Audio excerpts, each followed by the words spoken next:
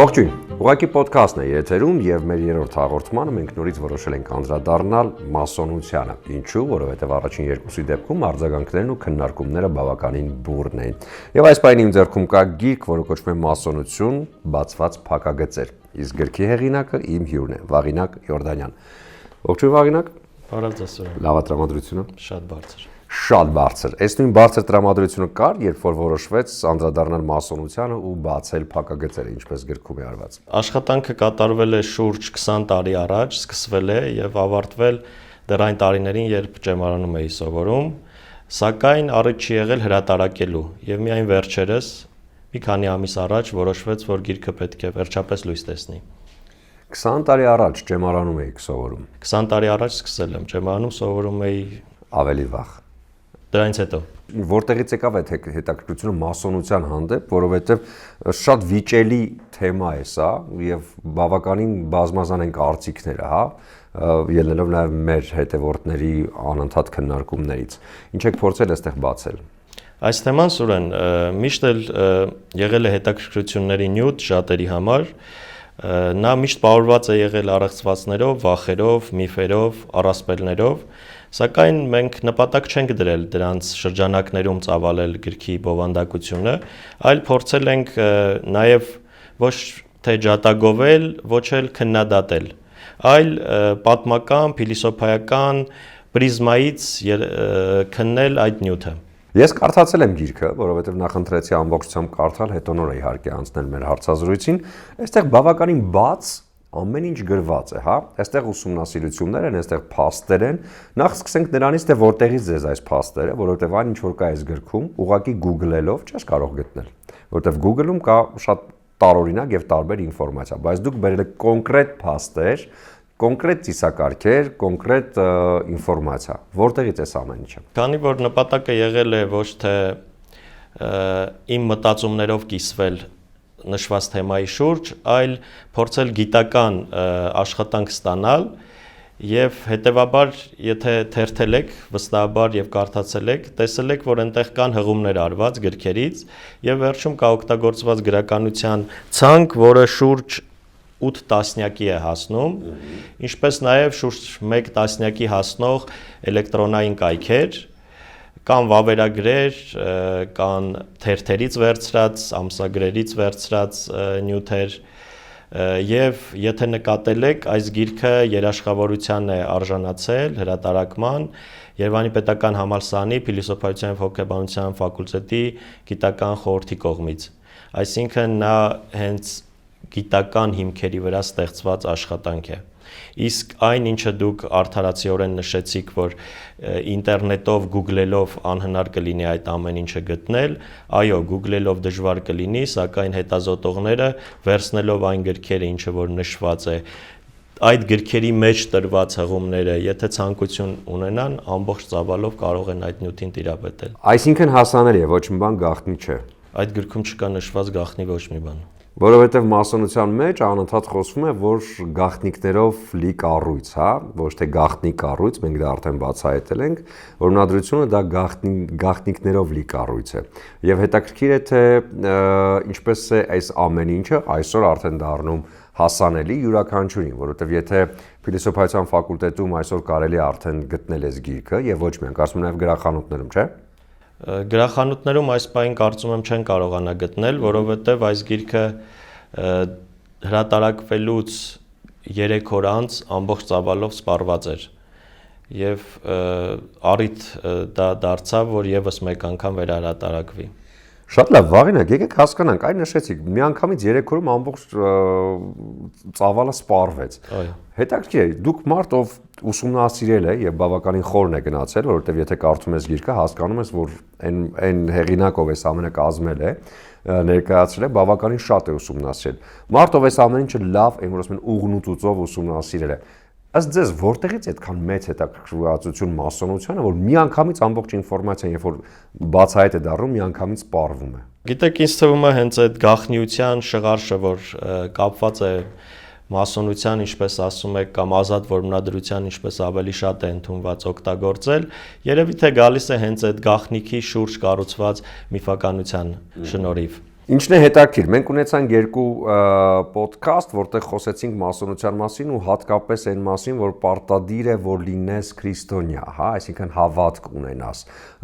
Բոլորը պնդում են, որ հակառակը մասոնները դրանք սատանիստներ են, անհավատներ են եւ այլն եւ այլն։ Ես գիրքը կարդալու ընթացքում, որտեղ ներկայացված են եւ համաշխարհային մասոնության մասին ինֆորմացիան եւ մեր հայկական մասոնության մասին, բոլոր տեղերում գրված էր, որ նրանք ովքեր արդեն գալիս են, հա, այս դաշտ, անպայման առաջին հարցը, որ նրանց տրվում է, արդյոք հավատում եք Աստծուն։ Եվ եթե ոչ, ապա չեն անցնում։ Իսկ եթե այո, բնականաբար արդեն դա ամենակարևոր կետերից մեկն է։ Այսինքն գրքում եւս մեկ անգամ շեշտադրված է փաստը, որ պարտադիր պիտի լինի մեր դեպքում քրիստոնյա, իսկ մնացած ազգերի դեպքում իրենց իսկ կրոնը։ Անդրադառնանք այս թեմային, որովհետև նույնիսկ մեր վերջին ոդքասթի ժամանակ էլի ու էլի գնում են հենց այս կոմենտները, որ սուտ եք ասում, սատանիստներ են եւ անհավատներ։ Ինչպես ժամանակին մի խոշոր մտածող Բենեդիկտ Սպինոզան ասել է, որ ճշմարտությունը ոչ թե գաղտնիք է, այլ որոնում։ Ինչպես նշեցի, որ իմ պատկերացմամբ չկա այնպիսի գաղտնիք, որին անհնար կլինի հասնել, նորից վերահաստատում եմ իմ այդ մտածումը եւ ճշմարտությանը հասնելու համար պետք է փնտրել, ինչպես Սուրբ Գիրքն է ասում, ցանկա կտրվիր, բախիր կբացվի, փնտրիր կգտնես։ Ինչ վերաբերվում է սատանիստական այդ խոսակցություններին եւ այլին, գիտեք, դա իմ քննության նյութը երբեք չի եղել։ Մեր քննության նյութը եղել է պատմական, փիլիսոփայական հարթություններում քննել այս իրողությունը, համաշխարհային իրողությունը։ Այսինքն նախորդ տեսած էր ոդքասթները, որտեղ որ խոսվում էր այդ մասին եւ ավելին կամ պակաս թերևս չեմ կարող ասել եւ դա իմ դաշտն էլ չի այդ մասին խոսելը։ Բայց ամենայն դեպս այն որ պարտադիր է որ լինել հավատքով, դա միանշանակ է եւ այստեղ բերված է նաեւ հենց ձեր կողմից այդ փաստերը։ Փորձեմ այդ պատմական իրողության մասին խոսել, ի սկզբանե, երբ որ արդեն հիմնվում է Անգլիայի գերագույն մայրօթյակը, իրենց լանդմարկների կամ ինչպես ասում են հնամյա օրենքները, որոնք նաև ասում են լանդմարկներ, այնտեղ երկու հստակ պահանջներից մեկը Աստծո գոյության հավատն է, մյուսը հոգու անմահությունը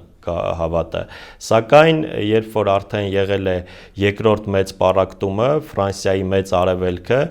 իր օրենքներից, մայր օրենքներից հանել է այդ երկու պահանջը։ Այսինքն այսօր կան կանոնիկ եւ ոչ կանոնիկ որմնադրություն ասվածները, կանոնիկ որմնադրության մայրը, այսպես ասած, Անգլիայի մայրօթյակն է, իսկ ոչ կանոնիկ որմնադրության մայրը Ֆրանսիայի մեծ արևելքը։ Այնտեղ այդ պահանջները բացակայում են։ Իսկ ռեգուլյար կանոնիկի դեպքում բնականաբար դա առաջին պահանջներից մեկն է։ Ինչպես եղել է, այդպես էլ կա մինչև մեր օրերը այսօր։ Ինչն էր ինձ համար բավականին հետաքրքիր այս գրքում, ես արդեն նշեցի, որ այստեղ նաև շատ կարևոր անդրադարձ կար հայկական մասոնությանը եւ նույնիսկ անուններ կային, Քաջ մեծ ծանոթ, հա, Մկրտիչ Պեշլիկթաշյան, Գրիգոր Զորաբ, ում ձեռնադրումը կարելի ասել, այստեղ պարզ նկարագրված է եւ այս ամենը բերված է պահպանված փաստաթղթերից կարելի ասել։ Որտեղից է գտել եւ ինչքանով է այդ ամեն ինչը ռեալ եւ շոշափելի։ Սերոթյակը, որը հիմնվել է 1866 թվականի մայիսի 7-ին, առաջի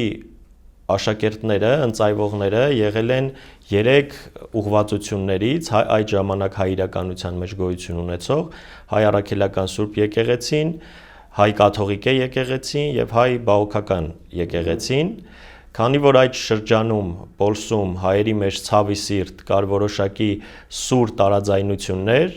եւ հիմնադիրները որոշել էին, որ 3 այսպես ասած ճակերտավոր ասած հակամարտող կողմերից ընդունել անդամներ ցույց տալու համար, որ հայ իրականության մեջ չպիտի լինի այդ տարակարծություններ, այսպես ասած։ Եվ դրա համար Մկրտիչ Պեշլիկթաշյանի ընծայումը եւ իր հայտնի բանաստեղծությունը «Տուր ձեռքդ ինձ եղբայր ենք մենք, որ մրկավ էինք զատված» գրվել է հենց այդ օթյակի համար եւ այդ օրվանից էլ եղել է իրենց հիմնը։ Եվ որտեղից այդ վստահությունը, հոդվածը վերցրած է Ռուբեն Վերբենյանի Արարատ ամսագրվում Բոստոնում հրատարակվող հոդվածից, ամբողջ այնտեղ կա եւ ընծայման ծեսը եւ մնացյալը ինչը դուք արդեն ընթերցել եք, իսկ Պեշիկ Թաշլյանի Եվս մեկ անգամ վերահաստատումը կարող եք իր անդամ լինելու գտնեք իր անձնական նամակներից ուղված Արսեն Բագրատունուն Մխիթարյան հայրերից եւ ոչ թե հույժ տողատակերը թերթելով կարող եք գտնել, այնտեղ շատ պարզ այդ մասին խոսվում է։ Այսինքն կարելի է ասել, որ մասոնությունը մեր հայոց իրականության մեջ դեռ վաղ այսպես ծագում ունի, հա։ Այո, առաջի հայկական մասոնական օթյակը միշտ ընդունված է մասնագիտական գրականության մեջ սերը օգտագործել, որը 1866 թվականին է հիմնվել Կոստանդնապոլսում, բայց դրանից առաջ էլ 1864-ին էլ հիմնված կա Հայաստան օթյակը, սակայն ինչի է նա համարվում առաջինը սերը, որովհետև Հայաստան ի սկզբանե անգլալեզու օթյակ է եղել, դրանից հետո լեզուն փոխվել է հայերեն, իսկ սերը հենց հայերենով սկսվել է եւ բոլոր աշխատանքները եղել են հայերենով։ Բավականին հետաքրքիր բաներ կան այստեղ, որովհետև շատ անգամ մենք ասում ենք, որ մասոնության մեջ, ծեսի մեջ հատկապես գաղտնի շատ կետեր կան։ Դուք կարելի է ասել գրեթե ամբողջությամբ այս ամենը ներկայացնում եք, գրեթե որոշակի տեղեր ես հասկանում եմ, որ բազմակետեր են դրված։ Արդյոք այսօր այս ամենը այսքան հասանելի է, որովհետև սա միշտ եղել է 100-ամյա գաղտնի բանալու տակ պահված, իսկ այսօր արդեն կարելի է այս ամեն ինչը այսպես միանգամից գտնել, տեսնել, կարդալ ու ծանոթանալ։ Ներկայացված է այնտեղ այնքանը, ինչքանը ես ինքս կարողացել եմ գտնել։ Իսկ այդ բազմակետերը, որ դրված են, այդ սկզբնա աղբյուրների մեջ, որտեղ որ դրված են այդ կետերը, բառերի մասին է երևի կամ ինչ-որ գործողությունների մասին, ինչպես որ չի հայտնվել, ես դրանց հասու չեմ եղել եւ հետեւաբար նույնն էլ այստեղ 3 կետերով է նշվել։ Շատ լավ, ճեմարանի կրթությունը ձեզ օգնել է այս ամեն ինչում, թե հակառակը տարբեր բաներ են ըստ ձեզ։ Գիտեք, ինձ համար որմնադրության ուսումնասիրությունը դա հոբի է եղել։ Մեկի համար սպորտով զբաղվելը, մյուսի համար գիրք կարդալը, մյուսի համար թարգմանություններ անելը, այսինքն չեմ կարող ասել, որ ինչ-որ բանով օգնել կամ վնասել են։ Սա իմ ազատ ժամանակում ծնված գիրքն է։ Երբ որ առաջին անգամ առնչվում ես որմնադրության հետ, հա, սա այսպես սկսում է միտք անընդհատ աշխատել եւ դու հետո սկսում ես այլ ավելին գտնել, ավելին ման գալ, փնտրել, որոնել, ինչը եղավ մեր առաջին ոդկասթից հետո մենք մեր դիտողների հա ակտիվությունից ելնելով փորձեցինք շարունակել, որտեվ եւ թեմաներ իրենց հետաքրքիր եւ հետո մեզ համար դարձավ այս ամենը հետաքրքիր։ Դուք արեցիք առաջին գիրքը, արդյոք սա արվեց ու վերջ, թե ինքը ունի շարունակություն եւ այս թեման ձեզ այնքանով է հետաքրքիր այսօր, որ կարող են շարունակվել արդեն հետազոտությունները։ Նոր ուսումնասիրություններ չեմ կատարում հիմա, հաշվի առնելով ծանրաբեռնվածությունը աշխատանքային, սակայն այս գիրքը երբ ի սկզբանե կազմվել է, նա եղել է 800-ից 1000 էջի շրջանակներում, սակայն առաջի անգամ հրատարակելով չցանկացա ընթերցողին ծանրաբեռնել, դրա համար գիրքը բաժանեցի 2 մասերի եւ առաջինը, սակայն նրանք հատորներ չեն, այլ ընդամենը մասեր են, առաջին հիմա ձեր ձեռքում է, իսկ երկրորդը, եթե ժամանակ թույլ տա ինձ, խոստանում եմ ձեզ հունվար կամ փետրվար ամիսներին եւս հրատարակել։ Վաղինակ, բժիշկների մասին գիրք գրելը ուրիշ բան է եւ հետո այդ բժիշկների կողմից հաստատելը, այդ ինչ որ գրված էր, մեկ այլ բան է։ Դուք գրել եք մասոնության մասին գիրք, այսինքն այնտեղ նաեւ փաստեր են բերված ձեր հետազոտությունների շնորհիվ։ Ինչքանով են սրան ծանոթ հենց մասոնները եւ ինչքանով են հաստատում, որ այո, այն ինչ որ դուք այստեղ ներկայացնում եք ճիշտ է։ Ունեք ֆիդբեք։ Առիթ չեմ ունեցել քննարկում կամ բանախոսություն կամ բանավեճ ունենալու, արձագանքներ դեռևս չեմ ստացել, դա կարող ունենա 2 պատճառ, A պատճառ բացարձակ հետաքրքիր չի եւ հետեւաբար նյութ չկա նույնիսկ քննելու, եւ B ամեն ինչ լավ է, գեղեցիկ,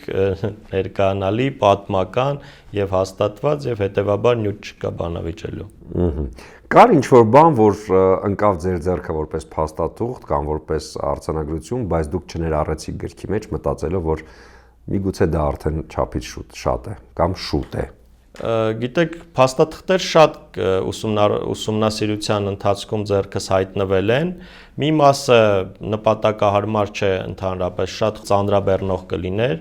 Մի մասը էթիկայից ելնելով ինձ թույլ չեմ տվել հրապարակել։ Մյուս մասն էլ երկրորդ գիրքը երբ հրատարակի, այնտեղ կհանդիպեք։ Այսինքն կային անուններ, որոնք մեր իրականության մեջ բոլորս գիտենք, բայց տեղյակ չենք, որ իրանք մասոն են եղել։ Տեսեք,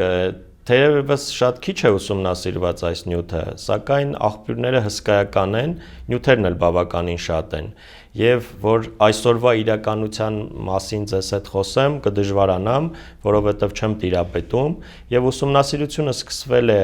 առաջին հայկական մասոնական օթյակներից, եւ նյութի ծավալը այնքան մեծ է, թե պատմական, թե փիլիսոփայական, թե ծիսահարողակարգային, որ հասնել մերօրյա ժամանակները կնշանակեր թերի աշխատել այդ նյութի շուրջ։ Այսինքն այսօրվա իրականության մասին չեմ կարողանա պատասխանել ձեր հարցերին, չունենալով ինֆորմացիա։ Շատ լավ, ասում են մասոնները կառավարում են աշխարհը, աշխարհի տերն են, աշխարհի տիրակալն են ու աշխարհի բոլոր փողերը դրանց ձեռքերում են։ Ես կարդացի ձեր գիրքը, նման ոչինչ բան չգտա այնտեղ։ Պարզապես հասկացա, որ մարդիկ են, ովքեր գնում են գիտության ճանապարհով եւ առաջնայինը գնահատում են միմյանց հանդեպ սերը, հոգատարությունը եւ բնականաբար փորձում լավը դարձնել առավել լավ։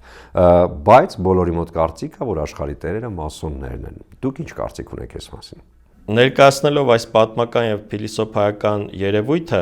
հասկանալ թե որտեղից է գալիս այդ շարժումը, ինչ գաղափարներ է առաջ բերել եւ ինչ ազդեցություն է ունեցել մարդու մտածողության, մշակույթի, քաղաքականության եւ արվեստի վրա, մենք փորձել ենք խուսափել դավադրապաշտական քննումներից, դիրքորոշումներից եւ զերծ մնալով այդ ամեն ինչից կարողացել ենք մեր պատկերացմամբ ստանալ պատմական, փիլիսոփայական քննության նյութ։ Ամեն դեպքում ինչքան ես փորձեցի ավելի շատ մանրամասնել, չգիտեմ դեռ ձեր երկրորդ գիրքը, քանի որ դեռ հասանելի չէ, եկավ հասավ մի տեղ, որտեղ ժամանակակից հայկական մասոնության մասին ինֆորմացիան ավարտվեց,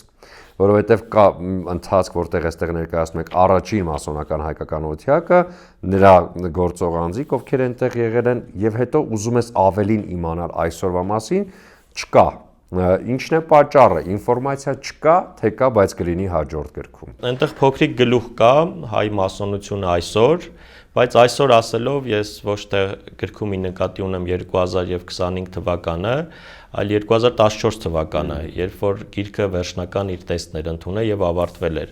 Եվ այսօրվա գոյություն ունեցող իրողության հետ կարող է արդեն համընկնումներ չլինեն, այսինքն անցել է շուրջ 10 տարի եւ քիչ ավել։ Եվ հետևաբար հաջորդ ձեր հարցին պատասխանելով հաջորդ գրքի հետ կապված, կարծում եմ, որ մերօրյա ազատ որոնադրության մասին էլի չի լինի, որովհետև դեռ հասած չենք լինի մեր ժամանակներին։ Նախորդ մեր երկու հերոսները ոդքասթի ասում էին, որ հիմնական գաղափարը լավ մարդուն դարձնել առավել լավը։ Որոնադիր դառնում են նրանք ոչ թե նրանք, ովքեր ուզում են եւ մտածում այ որ ես պիտի լինեմ, այլ նրանք, ովքեր ուզում են, բայց իրենց ընտրում են արդեն։ Դուք որպես ուսումնառություն արած անձ, հա, հեղինակ այս ամենին, ինչ եզրակացություն եք եւ ինչ մտքեր ունեք այս մասին։ Նորից կփորձեմ խուսափել միստիկայի, էզոթերիկայի կամ ներքին մարդու բարոյականության շուրջ մասոնության տված գնահատականներին կամ իրողություններին, միայն կասեմ, որ իմ ուսումնասիրության նյութի մեջ հանդիպել են հայ երևելիների կամ համաշխարհային ճանաչում ունեցող մարդկանց մտածումներ եւ այնտեղից վերցրած հետեւյալ նյութը կասեմ, որ ոչ թե որմնադրությունը մի միստիկ աշխարհ է, այլ մարդու ներքին որոնման խորհրդանիշ։ Եվ այսքանով կփորձեմ ամփոփել ձեր տված հարցի իմ պատկերացումները եւ կուզենայի նաեւ ընդգծել, որ ինձ համար մասոնությունը դա պատմական, փիլիսոփայական,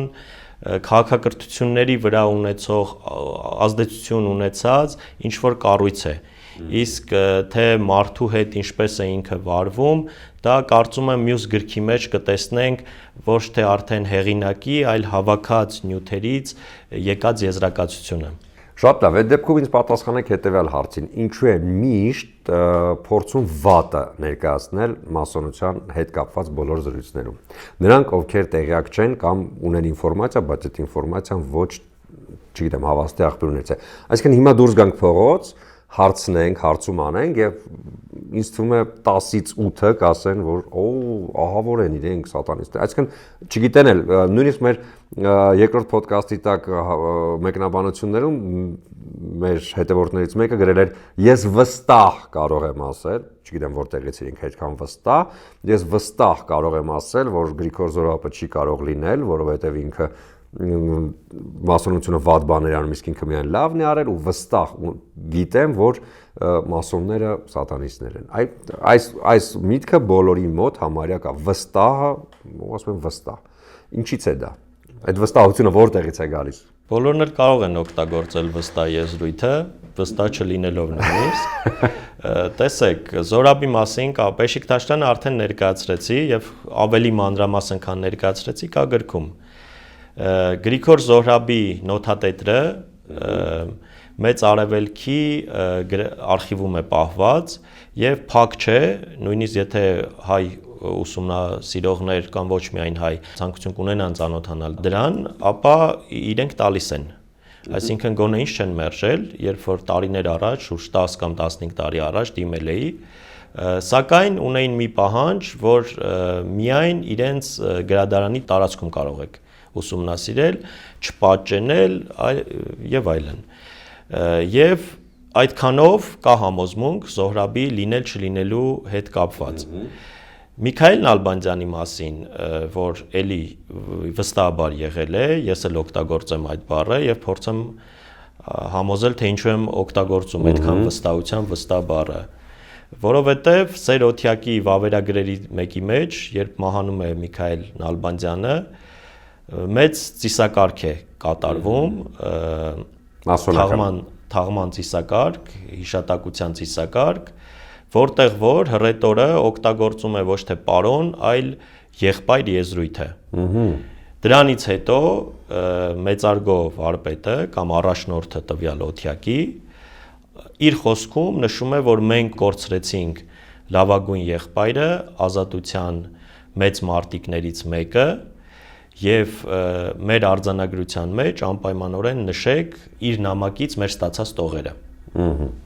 Այսինքն այսքանով կա այդ սկզբնա աղբյուրը, որ այո, նա պետք է լիներ։ Իսկ եթե ցանկացողներ ուզենան ավելի խորապես ուսումնասիրել, վստահաբար Սանկտ Պետերբուրգի արխիվներից կարողանան գտնել։ Շատ լավ, եկեք մի փոքր ավելի հեռուն գնանք ու հասկանանք, հա, ազատ որմնադիր։ Ինչ է նշանակում ազատ որմնադիր։ Որմնադիրն արդեն գիտենք, բայց ազատ ինչ է դա նշանակում եւ ինչ է բերում որմնադրին ազատ լինելը։ Դա եկել է միջնադարյան համքարություններից եւ առաջի անգամ ազատ որմնադիր այդ բառակապակցությունը կամ եզրույթը հանդիպում է 1430 թվականի Կուկի ձեռագրի մեջ եւ վստահաբար կարող ենք ասել, եթե ես սիրում եմ սկզբնաղբյուրներով խոսելը կամ պատմական որևէ իրողությամբ, որը արձանագրված է, որ առասպելի կամ միֆի չվերածվի, առաջի անգամ 1430 թվականին է հանդիպում։ Դրանից առաջ եղել է թե չի եղել, կարող է շատերը ասեն եղել է նույնիսկ մինչև Ադամ հասնեն, ես կարծում եմ, որ դրանից առաջ այո եղել է բանավոր խոսքում, բայց թե որ դարից կամ որ թվականից է առավել եւս ասենք սկսել, չեմ կարող ասել։ Դե եթե վերցնենք այն միտքը, հա, որ որմնադրությունը կապվում է Սողոմոն թագավորի տաճարի կառուցման հետ, այսինքն գրում ենք շատ ավելի վաղ ժամանակաշրջան։ Նույնիսկ ծիսակարգերում հանդիպում են անուններ, որոնք նույնիսկ Սողոմոն թագավորից էլ ավելի ետ են գնում։ Նորից վերադառնամ իմ խոսքին, ցանկանամ դա սիրելի Սուրեն ընդգծել, ինձ համար մեծագույն արժեք են փաստաթղթերը, վավերաթղթերը, սկզբնաղբյուրները։ Ամենայն հարգանքով բոլոր բանավոր խոսքից խոսք փոխանցվող խոսքերին, պատմություններին, իրողություններին ես որպես ուսումնասիրող մնում եմ վավերաթղթերի եւ սկզբնաղբյուրների ջատագովը։ Շատ լավ, եկեք հասկանանք ինչու որմնադրության մեջ միայն տղամարդիկ են եւ կանանց մուտքը չկա։ Համենայն դեպս ձեր նշած ռեգուլյար, հա, որմնադրության մեջ։ Այո, ճիշտ եք ասում, կանոնավոր կոչվող որմնադրության ճյուղի մեջ չեն ընդունվում կանայք։ Ինչու՞։ Իմ պատկերացմամբ նույնը նաև քրիստոնեական եկեղեցիներում քահանայության կանայք չեն կոչվում։ Դրա էզոթերիկ մասը ես շատ թույլ եմ եւ չեմ կարողանա հստակ բացատրելու գնահատել իրենց հնագույն օրենքներում կամ լանդմարկներում, որոնց մասին մեր խոսքում նշել էինք, այնտեղ դա հստակ օրենք է։ Այսինքն որ կինը չի կարող լինել։ Շատ լավ, ես արդեն նշեցի, որ բոլոր վատ գործերը միշտ վերագրում են մասոններին, հա, նույնիսկ չիմանալով ինչ կապ ուներ կամ ինչքանով կապ ուներ եւ այլն եւ այլն։ Այսօր, քանի որ աշխարհը խառնվել է իրար, շատ քաղաքական գործիչների, ովքեր, չգիտեմ, նախաձեռնել են պատերազմներ եւ այլն, ասում են, ահա, մասոն են ու իրանց մատը խառն է այս ամեն ինչում։ Ինչ կասեք սրա մասին։ Ձեր հետազոտությունների արդյունքում արդյոք ինչ որ ինֆորմացիա կա այս ամենի հետ կապված։ Տեսեք, եւ Գրիգոր Զոհրաբը եւ Թալյաթը երկուսն էլ եղել են մասոններ։ Հիմա մի մասոնը սպանել է իր մյուս մասոն եղբորը ջարդի ճանապարհին։ Փորձել գնահատականներ տալ կդժվարանամ, կարծում եմ, որ սա անհատների մոտեցում է եւ ոչ թե գաղափարախոսական արժեք ներկայացնող ինչ-որ մի բան։ Երբ որ հրատարակվեց ձեր գիրքը ու հասանելի դարձավ արդեն հանրությանը, արդյոք չեկան ձեզ հարցադրումներ այս գրքի հետ կապված, արդյոք չեղան մարդիկ մտածելով, որ ահա Վաղինակ Յորդանյանը մեզ կօգնի գնալ այս ճանապարհով։ Եղան նման մարդիկ, ովքեր ասին, այ Վաղինակ, դու գրել ես, ուսումնասիրել ես, օգնի մեզ այս հարցում։ Գիտեք, մի երկու զավեշտալի նամակներ ստացել եմ, հա, Զավեշտալին շատ մեղմ երևի բառ ընտրել, ուրիշ չկարողացա ուղղակի գտնել։ Իմ նպատակը եղել է իմ տարիների աշխատանքի հրատարակությունը եւ այն բացը հայալեզու գրականության մեջ, որը կա, դա լրացնելը։ Մնացյալ հարցերով ես ոչ կարող եմ ինչ-որ մեկին օգնել կամ առավել եւս վնասել կամ խանգարել։ Ինչն էլ հետաքրքիր, երբ որ գրադարաններում փորձում ես գտնել մասոնության մասին գրքեր, բոլորը սև շապիկով են, մինիմալիստական ու ուղղակի նշանն է, հա, վրան, կարգինը եւ կանոնը։ Ձեր գիրքը բավականին պայծառ տեսք ունի եւ առաջին հայացքից երբեք չես մտածի, որ նման թեմայի համար է այս գիրքը նախատեսված։ Այսինքն շապիկը միշտ գրավում է ընթերցողին։ Այս դեպքում շապիկը չի խանգարում, որպեսզի մտքերը լինեն սև։ Ինչի որոշեցիք հենց այս ձև այս ամենը ներկայացնել։ Մի քանի տարբերակներ կար, ինձ ամենաշատ դուր եկածը այս տարբերակներ, դրա համար այդպես ինչ որ, բայց դուք ավելի գեղեցիկ ներկայացրեցիք շապիկը, քան ես ընտրելիս մտածել եմ դրա մասին։ Որտեղ կարելի է գտնել հիմա այս գիրքը։ Այ ես համոզված եմ հիմա մեր հետևորդներից, դիտողներից նայեն ու կասեն ուզում են կարդանք, հետաքրքիր է, որտեղ կարող ենք սա կարդալ։ Ես կարծում եմ, որ նորից երևի մյուս դեկտեմբեր ամսվանից գրախանութներում նորից լի կլինեն։ Իսկ փիլիսոփայության ֆակուլտետում հասանելի է գիրքը։ Ուսանողները վստահաբար կունենան, գրադարանում, եթե չեմ սխալվում, պետք է արդեն լինի, ազգային գրադարանում, եթե ոչ, նշանակում է դա իմ բացթողումն է եւ ես մեր խոսակցություն ավարտից ետքը անպայմանորեն կնվիրեմ գրադարանին։ Իսկ հաջորդ գրքին սպասում ենք անպայման դեկտեմբերին։ Դեկտեմբերին կվերահրատարակվի նույն այս գիրքը, որը ձեր ձեռքում է, իսկ շարունակությունը հունվար, փետրվար, երբ որ մի աննշան ազատ ժամանակ ունենա։ Վաղինակ գրքերի այդ առնչությունը սա եզակի դեպքը չի։ Գիտեմ, որ ելի ունեք գրքեր, որոնք թարգմանել եք, խմբագրել եք, ներկայացրել եք, ում եք անդրադարձել։ Ժամանակական տարիներին հետաքրքրությունը շատ մեծ էր փիլիսոփայության, աստվածաբանության հետ կապված եւ թարգմանել եմ Բենեդիկտ Սպինոզայի բոլոր աշխատանքները անխտիր հայերենով, նրա նույնիսկ նամակները, բոլորը հրատարակված են, եղել են գրախանութներում, հիմա չգիտեմ կան թե չկան, եւ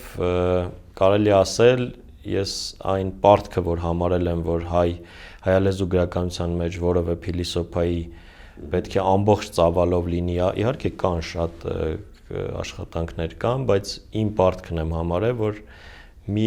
փիլիսոփայի աշխատանք էլ ամբողջ ծավալով ես ներկայացնեմ ու նվիրեմ հայ ընթերցողին։ Իսկ Սպինոզան մասոն էր։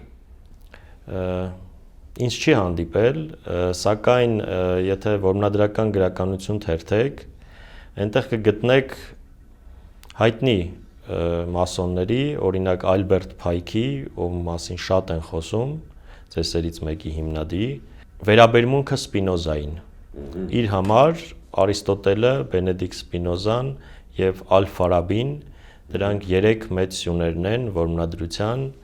ըստ իր բնորոշման։ Ճեմարանում սովորելու ընթացքում սովորելուց հետո փնտրեցիք ու գտաք ինֆորմացիան մասոնության մասին։ Ինչ խորհուրդ կտաք նրանց, ովքեր փնտրում են, բայց չեն գտնում։ Ընդհանրապես կյանքում։ Որ փնտրեն ու անպայման կգտնեն, բախեն ու անպատճառ կբացվի եւ ցանկան ու միանշանակ կտրվի։ Վաղնակ Յորդանյանն էր իմ հյուրը, մենք խոսում ենք փակ բակագծերի մասին, որոնք արդեն իսկ բացված են մասոնության հետ կապված։ Շնորհակալություն, կհանդիպենք արդեն 4-րդ ոդքասթում։